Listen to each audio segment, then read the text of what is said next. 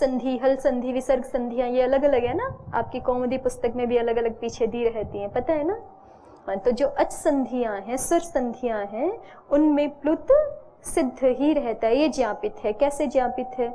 इति स्वर संधिषु प्लुतस्य सिद्धत्वात्। वो आगे दिखा रहे हैं एक पंक्ति से, आपको पता चलेगा कैसे स्वर संधियों में प्लुत सिद्ध रहता है। तो सबसे पहले तो बस जिज्ञासु ने जो प्रश्न किया था उसका उत्तर समाधाता ने दे दिया है कि नैष दोषः, ये दोष नहीं आएगा। क्यों नहीं आएगा? तो बात बताई उन्होंने, सिद्धांत केवल बता दिया कि सिद्धः प्लुतः स्वर संधिषु, ये ज्ञापक है, इस ज्ञापक के कारण से स्वर संधिषु प्लुतस्य सिद्धत्वात्, स्वर संधियों में प्लुत के सिद्ध ही होने से, सिद्ध ही रहने से। क्यों हम ऐसा माने कि स्वर संधियों में प्लुत सिद्ध ही रहता है? क्योंकि सीधे सीधे पूर्वत्रा सिद्धम सूत्र के अनुसार तो हमें ये बात पता चल रही है कि वहां वाला प्लुत यहाँ की स्वर संधियों में सिद्ध नहीं रहना चाहिए। सीधे सीधे तो ये बात समझ आ रही है ना। फिर हम ऐसा क्यों माने कि सिद्ध प्लुतः स्वर संधिषु? ये बात कहाँ से प्राप्त किया आपने? ठीक है, ये ज्ञापक है, आप यदि आप कह रहे हैं तो कहाँ से आया? तो उसको आगे दिखाते हैं। इतरथा ही प्लुत प्रक्रिया अचिन्त्यम इति प्रकृति भाव विधानम अनर्थकम स्यात्। आचार्य कह रहे हैं कि अगर प्लुत स्वर संधियों में सिद्ध ना होता ना, तो प्लुत प्रक्रिया अचिनित्यम सूत्र में जो प्लुत को अच के परे रहते प्रकृति भाव का विधान कर रहे हैं ना, वो अनर्थक हो जाता। प्लुत प्रक्रिया अचिनित्यम सूत्र का अर्थ बोले, प्लुत संजक और प्रग्रिय संजक अच के परे रहते, प्रकृति भाव से रहते, माने उनको संधि नहीं होती। अभी आपने वो पढ़ लिया होगा ना प्रथमावृत्ति में, ईदुदे द्विवचनम प्रगृह्यम, हाँ, अग्नि इति आदि उदाहरण पढ़ते हो ना। अग्नि इति में अका सवर्ण दीर्घ क्यों नहीं हुआ? अग्नि के ई की क्या संज्ञा है? प्लुत संज्ञा है। अग्नि प्रथमा द्विवचनांत बोल रही हूं तो वहां पे अग्नि के ई की क्या है? प्लुत बोल दिया क्या मैं पहले? अग्नि के ई की क्या संज्ञा है? प्रग्रिय संज्ञा है। तो प्रग्रिय संज्ञा होने के कारण क्या हो रहा है? अग्नि और इति में संधि कार्य नहीं हो रहा। कौन से सूत्र से?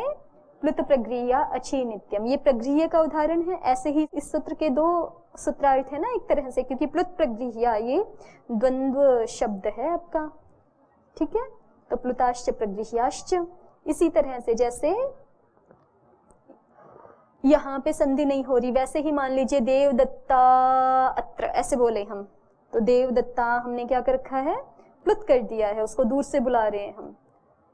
दूर से बोलते हैं तो ऐसे बोलते हैं ना जोर से, देवदत्ता, वो अंत में जो है वो प्लुत हो जाता है। तो देवदत्त जो अंत में अप्लुत हो रहा है और आगे अत्र का अ है, तो यहाँ पे अका सवर्ण दीर्घ करना चाहते हैं और प्राप्त भी हो रहा है अब, है ना। प्राप्त भी हो रहा है जब अकार को विवृत कर दिया आचार्य ने, सवर्ण अच परे मिल जाएगा। लेकिन जिज्ञासु की समस्या क्या थी कि ये जो आपने अकार को प्लुत किया है तो 8-2 के ही किसी ना किसी सूत्र से किया है, किसी भी प्रसंग से, दूराधूते च आदि सूत्रों से किया है किसी से, और वहां का प्लुत यहाँ अकह सवर्ण जैसे ही करने जाओगे तो क्या हो जाएगा? असिद्ध हो जाएगा। असिद्ध हो जाएगा तो कैसे करोगे? असिद्ध हो जाएगा तो फिर नहीं कर सकते। अका सवर्ण दीर्घ, तो समाधाता ने क्या समाधान किया? असिद्ध नहीं होता, सिद्ध ही रहता है। देखिए अगर असिद्ध हो जाता,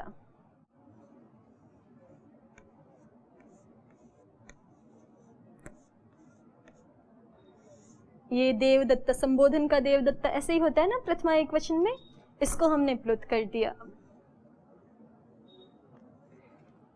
प्लुत को ऐसे लिखते हैं, ठीक है, आ की मात्रा के साथ वो त्रिमात्रिक चिन्ह लगाते हैं।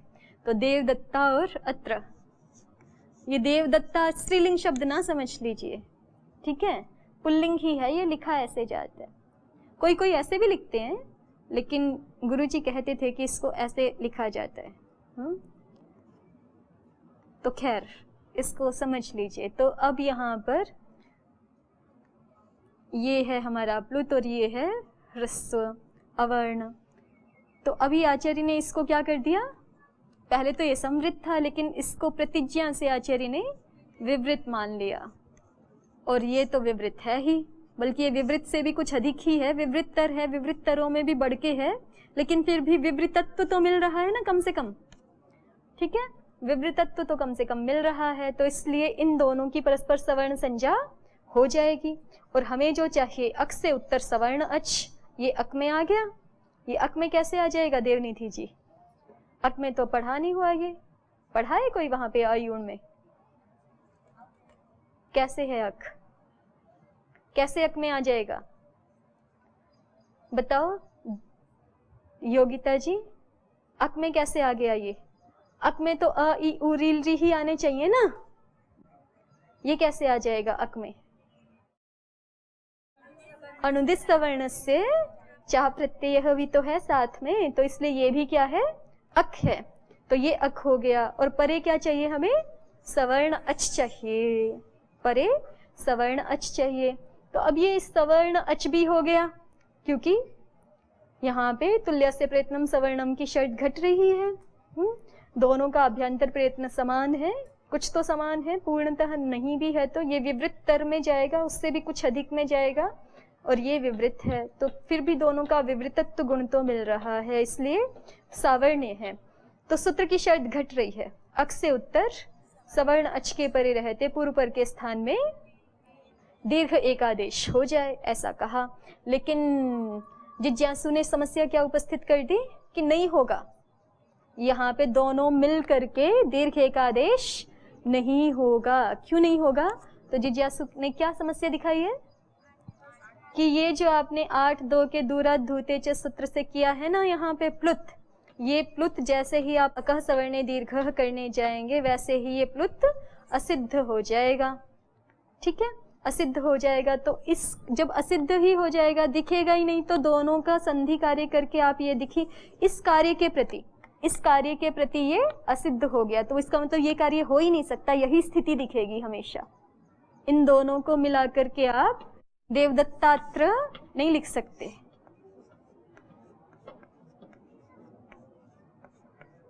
ऐसा नहीं लिख सकते, जिज्ञासु कह रहा है, क्योंकि इस कार्य के प्रति ये क्या हो गया? असिद्ध हो गया।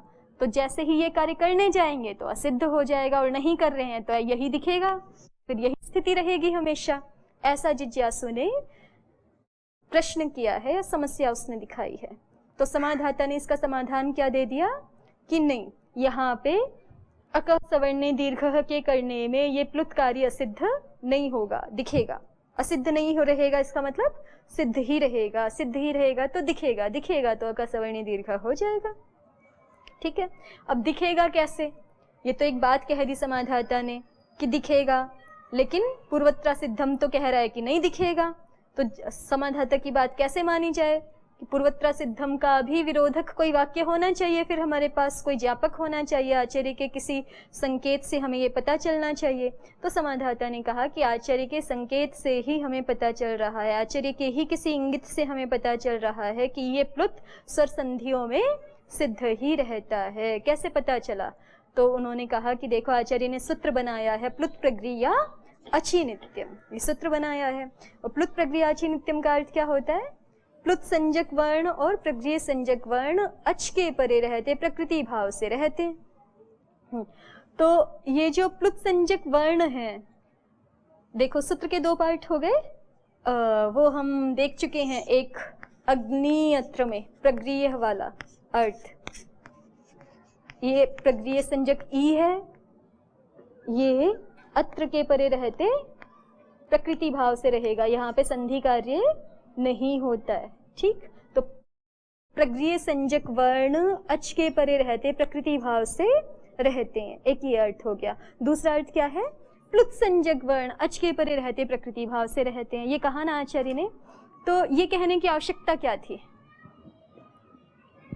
ये कहने की आवश्यकता क्या थी? अगर ये गायब हो जाता, ये प्लुत जो है वो यहाँ पे स्वर संधियों में अपने आप ही असिद्ध हो जाता, तो फिर संधि होती ही नहीं। संधि होती ही नहीं तो आचार्य को कहने की क्या आवश्यकता है कि प्लुताः अचिपरतः प्रकृति भावेन भवन्ति, ये कहने की आवश्यकता नहीं ना, ठीक है, ये कहने की आवश्यकता नहीं। तो फिर भी आचार्य कह रहे हैं, तो इसका मतलब आचार्य क्या देख रहे थे कि यहाँ पे ये प्लुत गायब नहीं होगा, सिद्ध नहीं होगा, सिद्ध ही रहेगा, और सिद्ध ही रहेगा तो यहाँ पे संधि कार्य प्राप्त होने लग जाएगा। ठीक है, संधि कार्य प्राप्त होने लग जाएगा, लेकिन चाहिए नहीं है, चाहिए नहीं है। इसके लिए आचार्य को क्या बोलना पड़ा?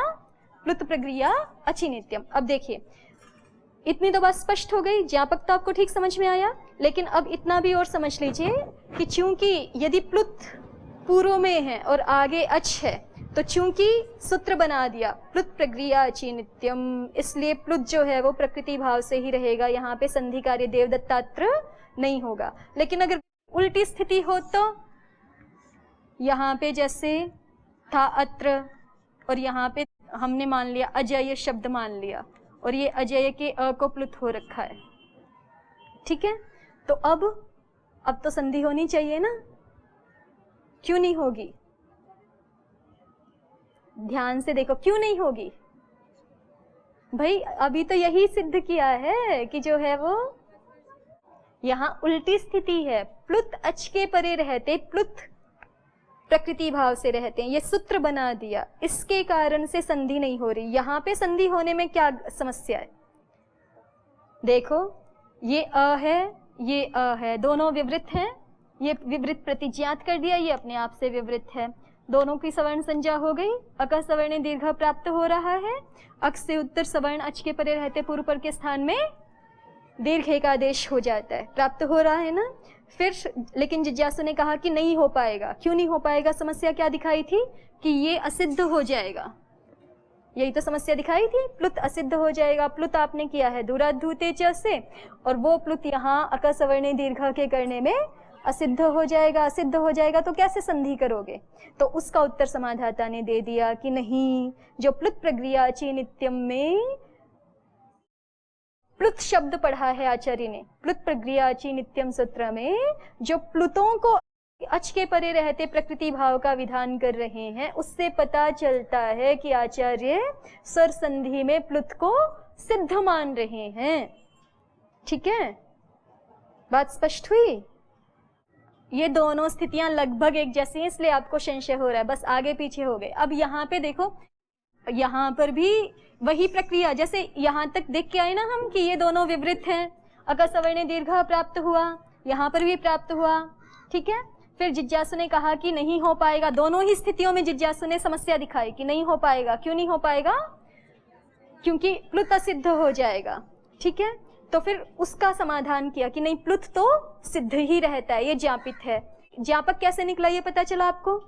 ज्ञापक कैसे निकला कि अगर जो है प्लुत असिद्ध हो जाता होता तो आचार्य जो यहाँ पे मना कर रहे हैं ना, प्लुत प्रकृति भाव से रहे, अच के परे रहते, माने संधि कार्य का मना कर रहे हैं, प्रकृति भाव से रहे अर्थात जैसे हैं वैसे के वैसे रहे, उनमें संधि कार्य ना हो, संधि कार्य का निषेध कर रहे हैं। तो ये संधि कार्य का निषेध करने की आवश्यकता ही नहीं थी, संधि कार्य का निषेध करने की आवश्यकता ही नहीं थी।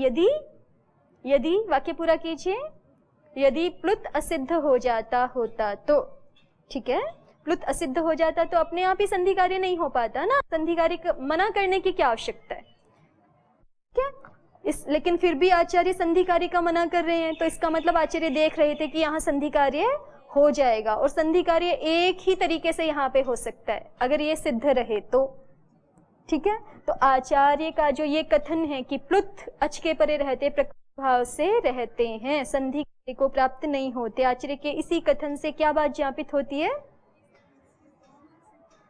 कि स्वर संधियों में प्लुत सिद्ध रहता है। ठीक हो गया, यहां तक पहुंचे, दोनों में यहां तक पहुंच गए। ज्ञापक तक जिज्ञासु ने समस्या दिखाई थी कि संधि कार्य नहीं हो पाएगा क्योंकि ये प्लुत असिद्ध हो रहा है, समाधाता ने ज्ञापित करके दिखा दिया कि नहीं, प्लुत तो सिद्ध है। तो प्लुत सिद्ध होते ही फिर किस स्थिति पे पहुंच गए कि अब अक सवर्ण दीर्घ प्राप्त हो सकता है। ठीक है, तो यहाँ प्राप्त है और यहाँ उसका निषेधक कोई है नहीं, तो इसलिए यहाँ तो हो जाएगा। यहाँ पे प्लुत प्रक्रिया अचिनित्यम मना नहीं करेगा ना, क्योंकि वो तो कहता है अच के परे रहते जो प्लुत, यहाँ अच के परे रहते प्लुत थोड़े है, यहाँ तो अच स्वयं ही परे है, तो यहाँ कोई मना करने वाला नहीं है, तो यहाँ तो हो जाएगा। ठीक, और यहाँ पर अक सवर्ण दीर्घ प्राप्त तो हुआ, ज्ञापक के पश्चात प्राप्त होने लगा, लेकिन जो कहा हुआ है आचार्य ने कि प्लुत अच के परे रहते प्रकृति भाव से रहते हैं। इस आचार्य के कथन के कारण से इसको कहते हैं स्वार्थ में चरितार्थता। सूत्र के जो शब्द हैं प्लुताः अचिपरतः प्रकृति भावेन भवन्ति, इसकी स्वार्थ में भी तो चरितार्थता होनी चाहिए। तो बात यहाँ तक हुई कि ज्ञापक के बाद हमें जैसे ही ये ज्ञापक प्राप्त हो गया कि सिद्धः प्लुतः स्वर संधिषु, वैसे ही दोनों स्थलों ही अकः सवर्ण दीर्घ प्राप्त होने लग गया, क्योंकि दोनों स्थलों पे शर्त घट रही है। ये अक है, ये सवर्ण अच परे है, ये अक है, ये सवर्ण अच परे है, तो दोनों के स्थान में अकः सवर्ण दीर्घ से दीर्घ एक आदेश प्राप्त होने लग गया। अब यहाँ पे जो अकः सवर्ण दीर्घ प्राप्त हो रहा है उसको रोकने वाला कोई और वाक्य हमें उपलब्ध आचार्य के द्वारा नहीं है। आचार्य का कोई ऐसा सूत्र नहीं है जो यहाँ पे अकः सवर्ण दीर्घ को रोके, तो यहाँ तो हो जाएगा दीर्घ आदेश। लेकिन यहाँ पे रोकने वाला वाक्य है, कौन सा वाक्य? प्लुत प्रगृह्य अचि नित्यम, प्लुत संज्ञक वर्ण अच के परे रहते प्रकृति भाव से रहते हैं, तो यहाँ पर प्रकृति भाव से ही रहेंगे, यहाँ पे संधि कार्य नहीं होगा, यहाँ हो जाएगा। ठीक, इन पंक्तियों को एक बार फिर से देखिए। ननु च सत्यपि विवृतत्व प्रतिज्ञाने, जिज्ञासु जो ये समस्या अपनी रख रहा है सामने, तो ननु च सत्यपि विवृतत्व प्रतिज्ञाने, ये विवृत तत्व प्रतिज्ञान कर लेने पर भी, विवृत मान लेने पर भी, किसके विवृत मान लेने पर भी? किसके? समृत अवर्ण के, जो ह्रस्व अवर्ण है उसके, ह्रस्व जो समृत अवर्ण था उसको विवृत मान लेने पर भी नैव ह्रस्व प्लुतयोर अकः सवर्णे दीर्घत्वं प्राप्नोति, ह्रस्व और प्लुत का तो परस्पर अकः सवर्णे दीर्घत्व प्राप्त होगा नहीं। क्यों नहीं होगा? तस्मिन् कर्तव्य प्लुतस्य सिद्धत्वात्, क्योंकि जैसे ही सवर्ण दीर्घ करने लगेंगे उस सवर्ण दीर्घ के करने में प्लुत असिद्ध हो जाएगा। नैष दोषः, तो उसका उत्तर दिया नैष दोषः, के दोष नहीं आएगा। क्यों नहीं आएगा? सिद्धः प्लुतः स्वर संधिषु इति स्वर संधिषु प्लुतस्य सिद्धत्वात्, क्योंकि ये ज्ञापक है। सिद्धः प्लुतः स्वर संधिषु, ये आपकी परिभाषाओं में भी दिया हुआ है क्या ज्ञापक? सिद्धः स्वरः प्लुत संधिषु, शायद नहीं दिया हुआ। तो ये ज्ञापक है सिद्धः प्लुतः स्वर संधिषु, इस ज्ञापक के कारण से स्वर संधियों में प्लुत के सिद्ध होने से इतरथा ही प्लुत प्रक्रिया अच्छी इति प्रकृति भाव विधानम अनर्थकम स्यात्। और ये ज्ञापक को दिखाया आगे कि अगर हम ऐसा ना माने कि स्वर संधियों में प्लुत सिद्ध रहता है, तो फिर आचार्य ने जो प्लुत प्रक्रिया अच्छी नित्यम सूत्र में प्लुतों को प्रकृति भाव का विधान किया है। प्रगृह्यों को प्रकृति भाव विधान करना अनर्थक नहीं है, प्लुतों को प्रकृति भाव विधान करना अनर्थक है। कब? यदि स्वर संधियों में प्लुत सिद्ध ना हो तो। फिर से वाक्य पूरा कीजिए। प्लुत प्रगृह्या अचि नित्यम, इस सूत्र में आचार्य जो प्लुत को अच के परे रहते प्रकृति भाव का विधान कर रहे हैं, वो प्रकृति भाव का विधान करना, प्लुतों को अच के परे रहते प्रकृति भाव का विधान करना अनर्थक हो जाएगा यदि हम प्लुतों को स्वर संधियों में सिद्ध ना माने तो। ठीक है, और आचार्य का विधान तो कोई अनर्थक हो नहीं सकता। आचार्य ने कोई बात कही है तो वो विधान अनर्थक तो नहीं हो सकता, तो विधान जो है वो अनर्थक होते हुए इस बात को ज्ञापित करता है।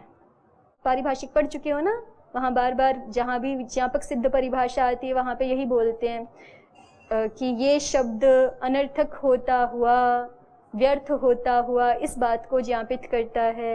ऐसे ही प्लुत प्रक्रिया अचि नित्यम का प्लुताः अचि नित्यम प्रकृत्या भवन्ति, ये जो इतना अंश कहा गया है ये व्यर्थ होता हुआ ज्ञापित करता है कि आचार्य ऐसा देख रहे हैं सिद्धः प्लुतः स्वर संधिषु। क्योंकि अगर ऐसा ना देखें तब आचार्य का कहना अनर्थक होता है। इस बात को अगर मान लिया जाए प्लुतः स्वर संधिषु, तब तो आचार्य का प्लुताः अचि प्रकृत्याः भवन्ति नित्यम ये कहना ठीक ही है।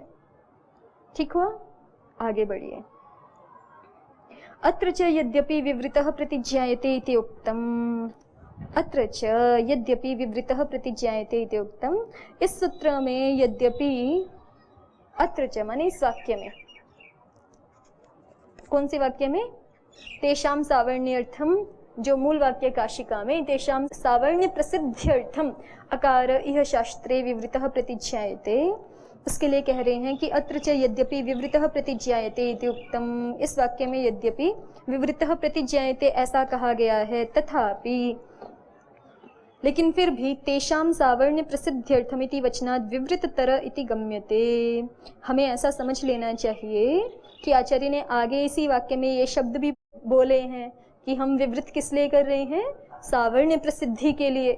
ठीक है, तो सावर्ण्य प्रसिद्धि के लिए चूंकि ऐसा कहा गया है, सावर्ण्य प्रसिद्ध्यर्थम इति वचनात्, सावर्ण्य प्रसिद्ध्यर्थम इस वचन के कारण से, इस वाक्यांश के कारण से विवृततर इति गम्यते, विवृतः प्रतिज्ञायते का अर्थ भी समझना चाहिए, विवृततरः प्रतिज्ञायते।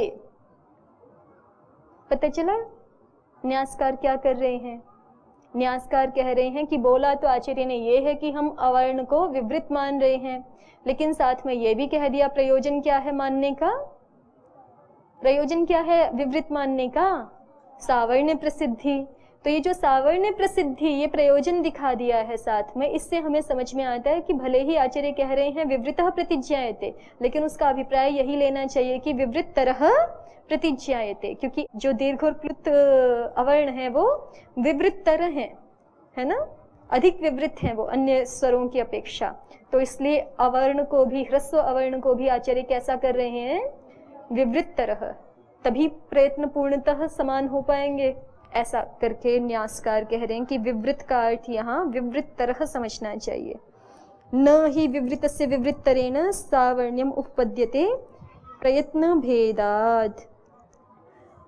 और उन्होंने जो ये व्याख्यान किया है कि वाक्य में जो इह शास्त्रे विवृतः प्रतिज्ञायते, इस वाक्य में जो विवृतः शब्द था उसका अर्थ विवृततरः करके दिखा दिया, उसका हेतु दिखा रहे हैं आगे कि हमने क्यों किया ऐसा, क्योंकि न ही विवृतस्य विवृतरेण सावर्ण्यम उपपद्यते, क्योंकि विवृत का विवृततर के साथ सावर्ण्य हो नहीं सकता, प्रयत्न भेद जरा सा तो रह गया ना, फिर भी ऐसा मान के कह रहे हैं कि अवर्ण विवृत ही किया आपने, ह्रस्व अवर्ण और दीर्घ और प्लुत अवर्ण तो विवृततर है, तो प्रयत्न भेद रह ही गया फिर भी, इसलिए सावर्ण्य नहीं उत्पन्न हो पाएगा प्रयत्न भेद होने से। ये एक बात, ये एक तरीके की व्याख्या है इस वाक्य की कि विवृतः प्रतिज्ञायते का अर्थ विवृततरः प्रतिज्ञायते कर देंगे, जिससे कि आचार्य ने जो प्रयोजन दिखाया है सावर्ण्य प्रसिद्ध्यर्थम वो पूरा हो सके। और ये बात सारी क्यों कही जा रही है, पीछे ऐसा पृष्ठभूमि में ऐसा मान करके कि विवृत और विवृततर ये प्रयत्न भेद है, अगर हम अवर्ण को अवर्ण का विवृततर प्रयत्न नहीं मानेंगे तो फिर दोनों में सावर्ण्य नहीं हो सकेगा, ये बात मान करके ऐसी व्याख्या की। अब दूसरी व्याख्या करते हैं कि विवृतत्व प्रतिज्ञान सामर्थ्याद् वा अविवृततरस्यापि विवृततरेण सावर्ण्यम भविष्यति। सामर्थ्याद्वाद के बाद पूर्ण विराम लगा हुआ है क्या पुस्तक में, हटा दीजिए, एक ही वाक्य है, यहाँ आना चाहिए पूर्ण विराम प्रयत्न भेदात पे।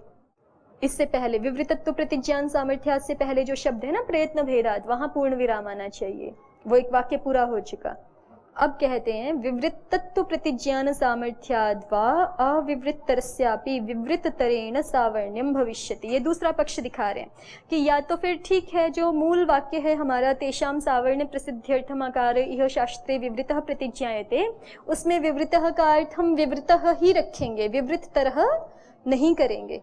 ठीक है, फिर समस्या कि अभी तो आप कह रहे थे कि विवृत और विवृततर प्रयत्न भेद है, उनका सावर्ण नहीं हो पाएगा, अब कह रहे हैं कि विवृत का अर्थ विवृत ही रखेंगे, तो फिर समस्या तो बनी रहेगी ना, प्रयत्न भेद रहेगा, तो जो प्रयोजन दिखाया जा रहा है सावर्ण्य प्रसिद्धि, वो प्रयोजन तो पूरा नहीं हो पाएगा।